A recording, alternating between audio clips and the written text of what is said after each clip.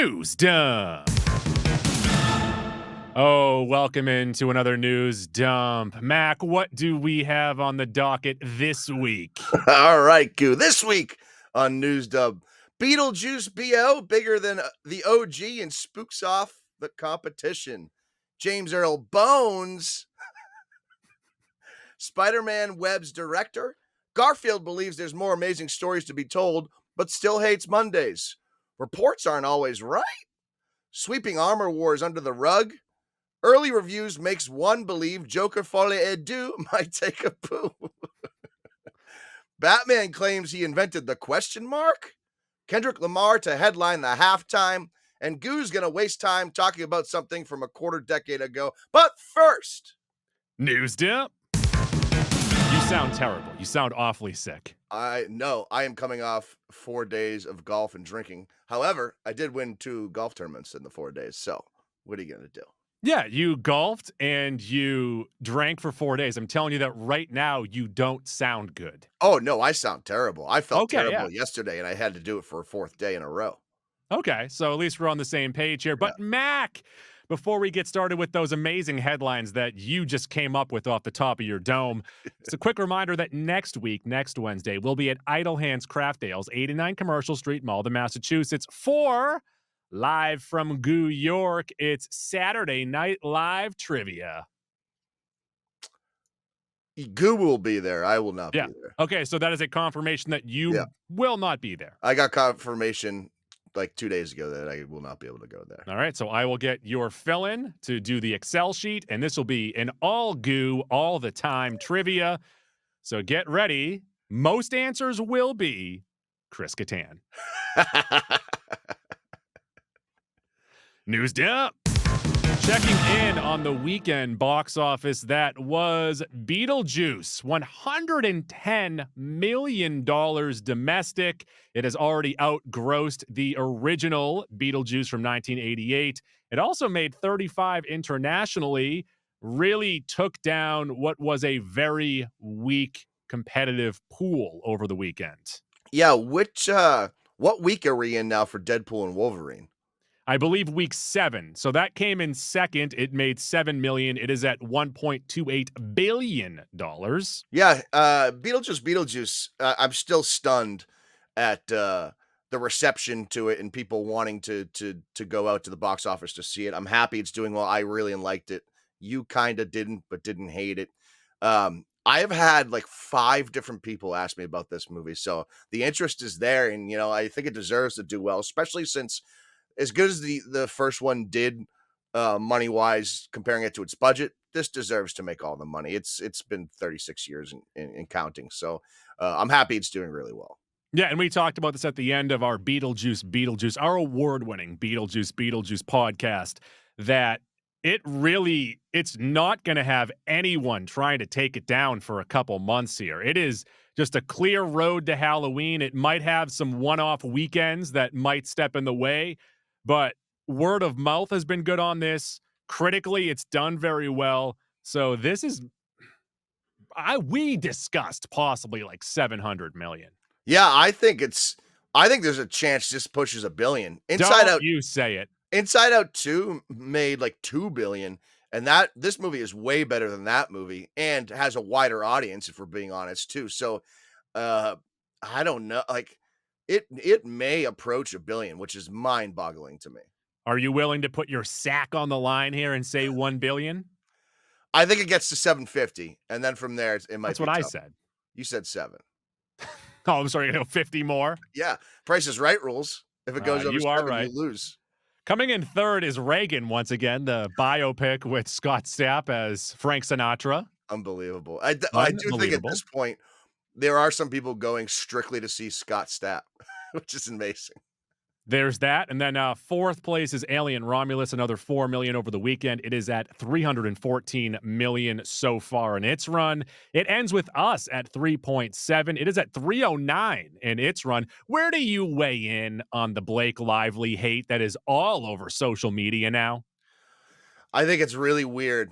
I think it's really, really weird for she's obviously a very successful actress in her own right. She hasn't done a ton of stuff over the last few years, and I just assumed it's because she wanted to be a mom, and and Ryan Reynolds has been very busy. But maybe it is due to the fact that people don't fucking like her.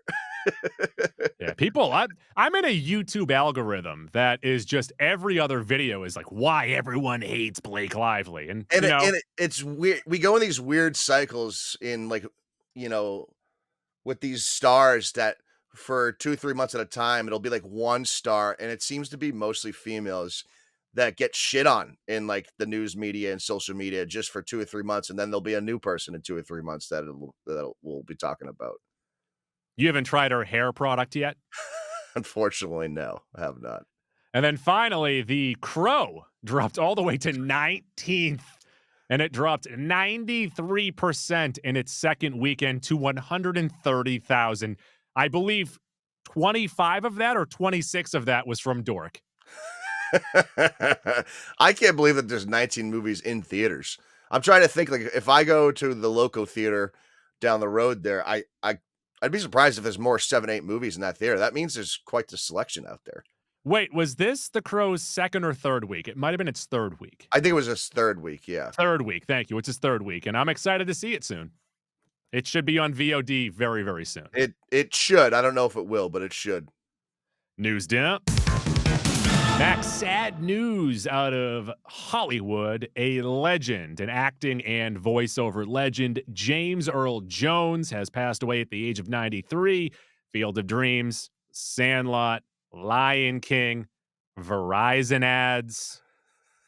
Your best headline of the week, by the way, James Earl Bones. I didn't want to overdo it. I want it to be very simple, and I wanted to sneak up on you. I have no joke to make about James Earl Jones. No, there's none. Significant, and if you have been born in the last 50 years, James Earl Jones impacted your life some way or another. He will be missed. You could argue the greatest voice actor of all time. Just such a distinct and unique voice that played up in so many different types of media. That's a real one that we lost. That's for sure. Also, think about this. Not having his voice, say, on Darth Vader, changes that franchise. Hopefully, it lets them get away from Vader a little bit, as much as we all love Vader.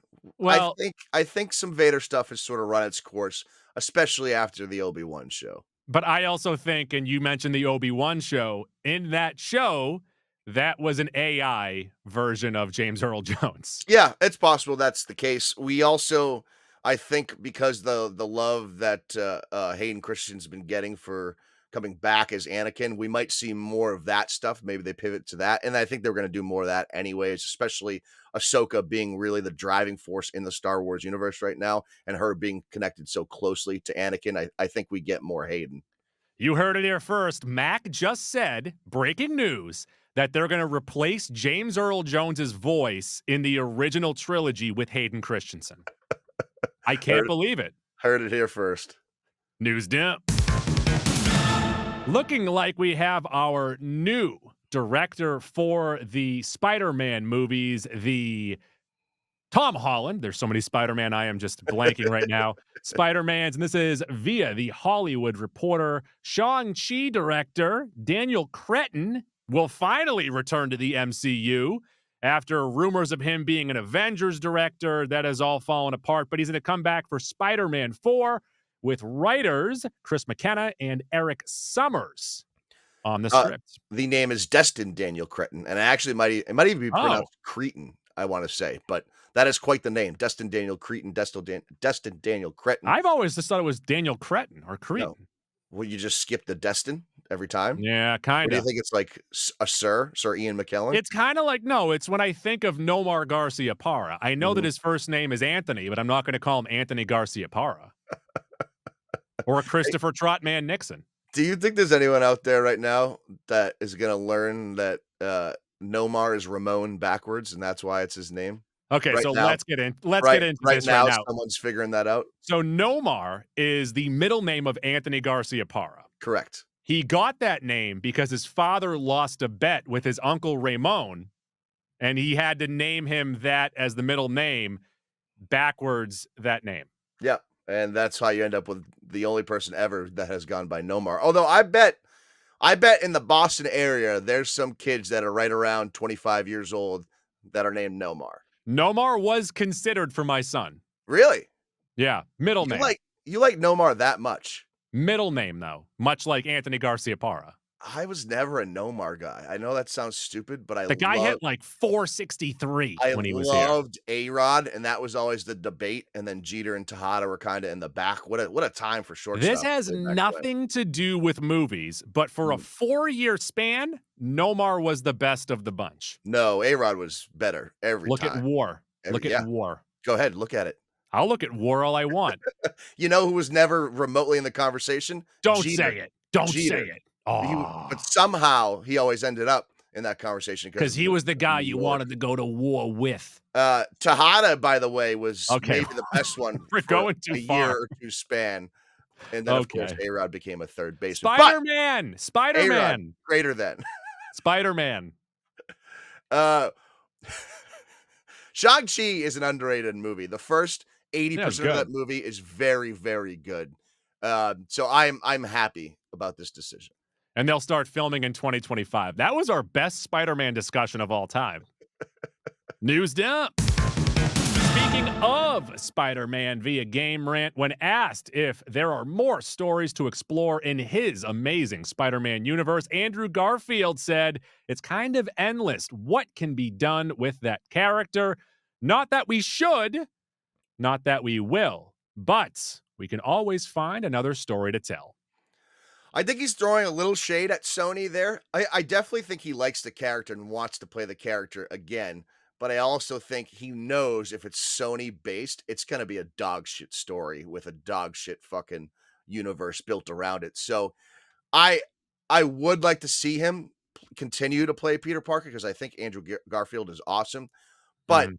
he is in Sony jail. And I think the only reason why Sony can even remotely pretend to keep a Spider-Man universe going with all this Venom bullshit is because Garfield lingers in the background of that.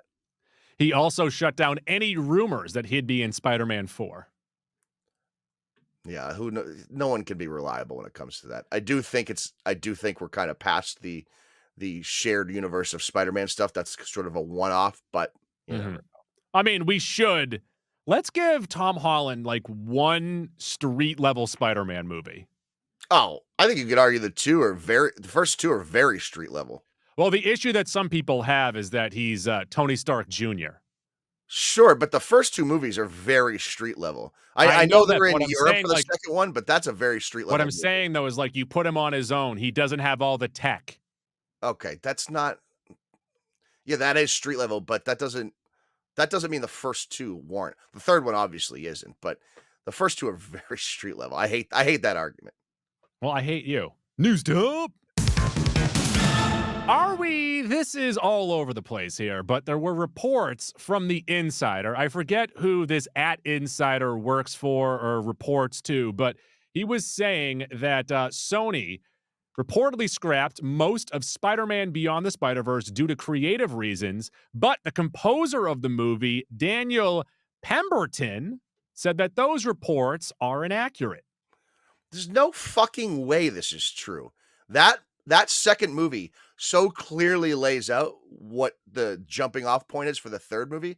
There's no fucking way this is true. And beyond that, we've talked about it before. I think that the second movie might be the greatest animated movie of all time. It's It's at least amazing. it's at least in the discussion. There's no fucking chance. That movie, in my mind, was made very similarly to how Infinity and Endgame were just sort of the continuation. Like, there's no like they already have that movie written and laid out, storyboarded. There's no way that they scrapped what they were doing there. News dump. While on the Today Show, Don Cheadle joked around when asked about Armor Wars, and he said, "What's Armor Wars? I Are they think trying to Men in Black us right now?" I think we are all asking the same question, actually. What is Armor Wars? Look, scrap it. It's okay. Even when they announced it, people didn't want it. No. And I'm sorry, Don Cheadle, I'm sorry that you were stuck doing the two MCU shows that people seem to hate the most. And But you're we not getting Armor Wars. there's still a whole segment of MCU fans that hate his portrayal of what the fuck is the character's name? Rotty. Rhodey. Terrence Howard was better, no doubt. Also, I think the worst thing about it is that you're just indifferent to that character. So, Yeah, not that's like but you're not gonna be drawn in by hatred or by liking it. and Don Cheadle has the personality of a piece of toast. So I don't like Terrence Howard is an inherently a cooler actor, and Yeah. so he could kind of make Rhodey a little cooler. Don Cheadle does not have that. News dump. We've gotten some early reactions to Joker Folie Deux, and as of right now on Rotten Tomatoes, after 45 reviews. So these are the upper echelon reviewers, the people, the critics that we respect the most. It is at 60%. That honestly, it's climbed a little bit since the first release of Yeah. the tomato meter. So that's kind of weird to think about. But so the first movie is a very art sniffing movie, an art sniffing take on this whole Joker story. So the early reviews for this are probably the audience it's most geared to, in my mind. Now, there's going to be a segment of fans that are going to like this movie, I think, no matter what. But Mhm. I think the general reception is going to be pretty poor for this movie. Like, I think that score probably gets down to 40 or 45, and I think the audience score might even be lower than that. So no, I think a big issue with this movie too, and you've kind of touched on it, is that like it could be amazing because the first one's not a bad movie. It's just that people have issue with you're calling it Joker and it really has nothing to do with the character. Literally nothing. Yeah. And when you come out and say this Harley Quinn, the character that you also love, is not that character, you lose a little bit of interest going in. You get a little cynical going in. Not only do we you get taken down a peg because they're not going to give you Harley Quinn, but she will be named Harley Quinn. You're Yeah. not even utilizing Gaga's talents, and that's what got in my mind. That's what got so many people interested in this second movie. And I didn't even like the first movie, and I became interested in this movie because of the Gaga casting and the possibilities. And it's completely wasted. I have zero interest in seeing this movie. We're gonna see it and review it for this podcast, for the interests of this podcast. But I literally have no desire to watch this movie. Yeah, I think that like interest wise, like super interest, besides Wolves, I'm nothing until like December. But we talked about this, and and this is related to Beetlejuice. Beetlejuice. There's not many movies left for the rest of the year that I am legitimately interested in watching and looking forward to. News dump. Speaking of a movie that I am interested in, and that is The Batman 2. And Matt Reeves said it will be another mystery movie. He is finishing up the script right now. It's going to dig into the epic story about deeper corruption, and it goes into places he couldn't even anticipate in the first movie. Of course, they didn't even do the origin story in the first movie, but you still needed to introduce this character as a new character. That's out of the way. So you can dig deeper. Think of Batman Begins versus The Dark Knight. You get stuff out of the way, and you can just start the story from the middle now. I do like that. He also also said that it expands in a way that will show you aspects of the character you never got to see. And all of those points are great points and fully agree. And we have to consider that the Penguin is basically going to be what a prologue for this movie. Like, Yeah. is the prologue the one A that comes before? midlog. So it's gonna get some of that, deeper corruption setup out of the way, Yeah, and we'll open the Batman 2 with exactly. knowing a lot of things already. So not only did we have the first movie, that Penguin show is gonna be a lot of that as well. And I wouldn't be surprised if the end of that season is kind of cliffhanger-ish that leads into this movie. But also, like, what could he possibly mean by seeing this character, aspects of this character in a way that we've never seen? Because there's been 100 Batman movies portrayed by a million actors slash animated shows slash comics. How could they possibly give us something that we have not seen? Maybe he means live action. I'm hoping he means live action in There's that, still but a you're lot right. of live action movies, though. Yeah, I think because obviously this is like the darkest take Yeah. on Batman we've seen, and there is another level they can get there. And that first movie was PG-13, right? I don't know. Yeah, Yes, it I'm was. pretty Yes. sure. I don't rule out the possibility that this second movie becomes an R-rated movie. I mean, after the success of Deadpool and Wolverine, I wouldn't be surprised if any of these movies are now rated R. But I will Like, also say this has nothing to do with Batman. I am hoping for a Deadpool and Wolverine PG-13 cut that I could show my son because he keeps asking me. no, that's certainly fair. But I think I wonder. I bet if Reeves had his way, the second movie would definitely be an R, and I wonder if the studio's actually considering it. He also said that this franchise, this iteration of Batman, will never become fantastical. Yeah, you can leave that for James Gunn's take on it, Yeah. and I think James Gunn's the perfect person to make the fantastical Batman movie. News dump.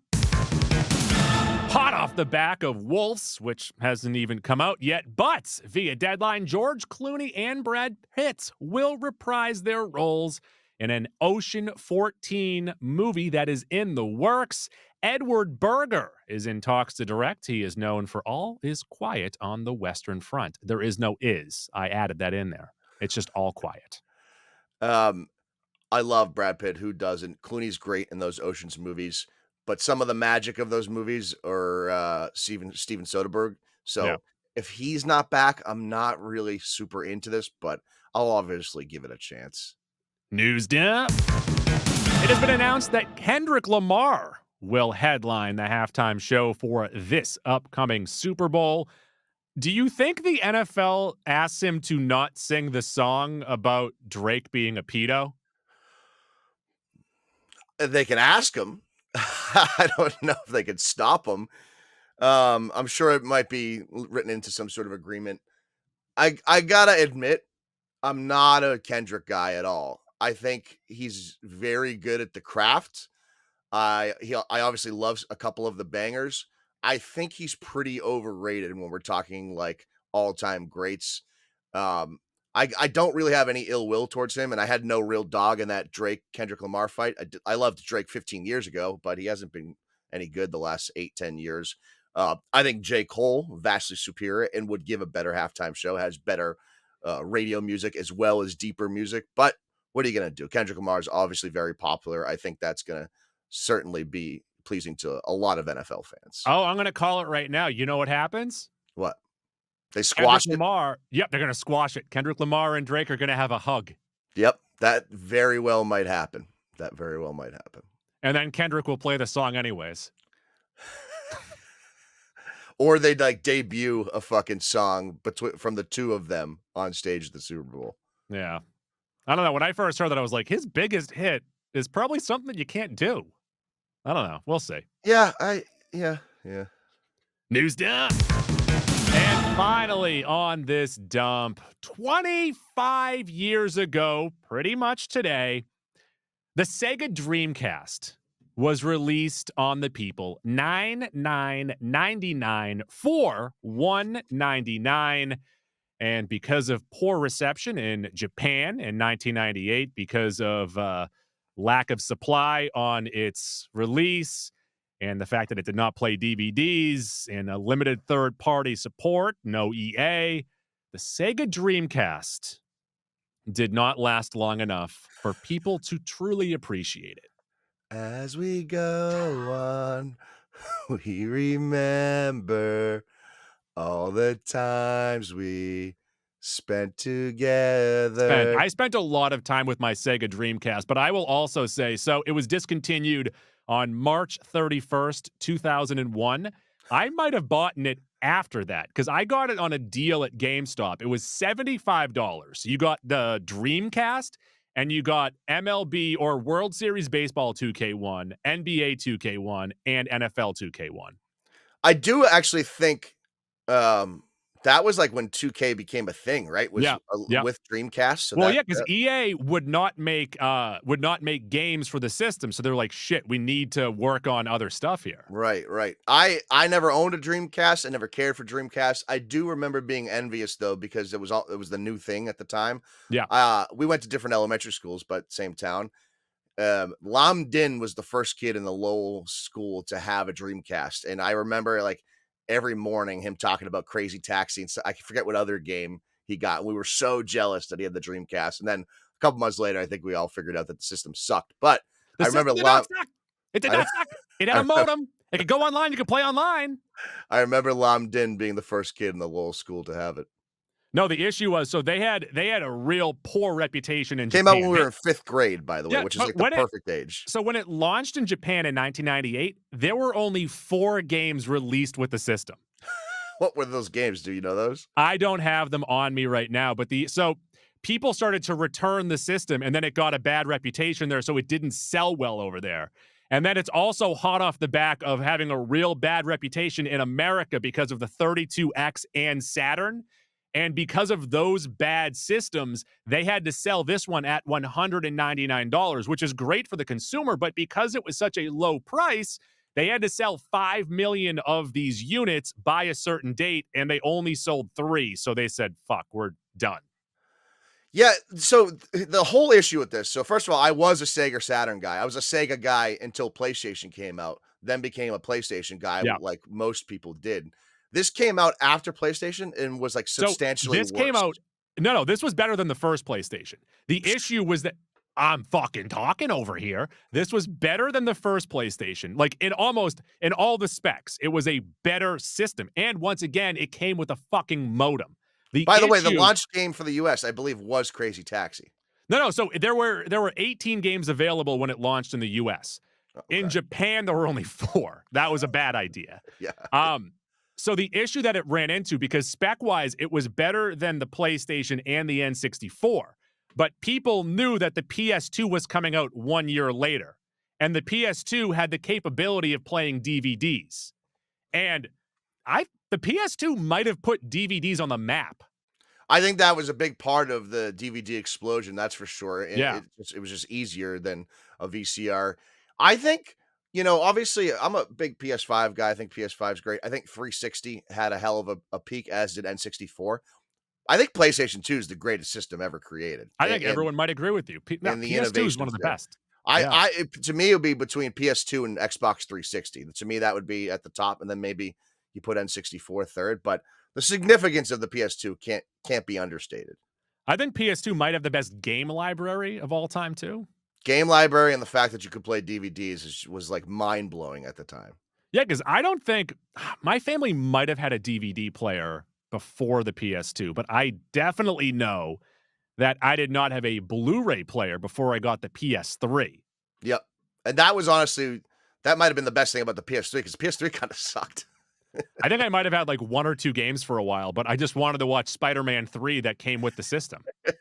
I went Sega Saturn, Yeah. PlayStation 1, PlayStation 2, 360, PlayStation 4, PlayStation 5. I went Super Nintendo, N64. I'm sorry, Super Nintendo, Sega Genesis. When I was young, I couldn't picture this. Yeah. Then I went N64.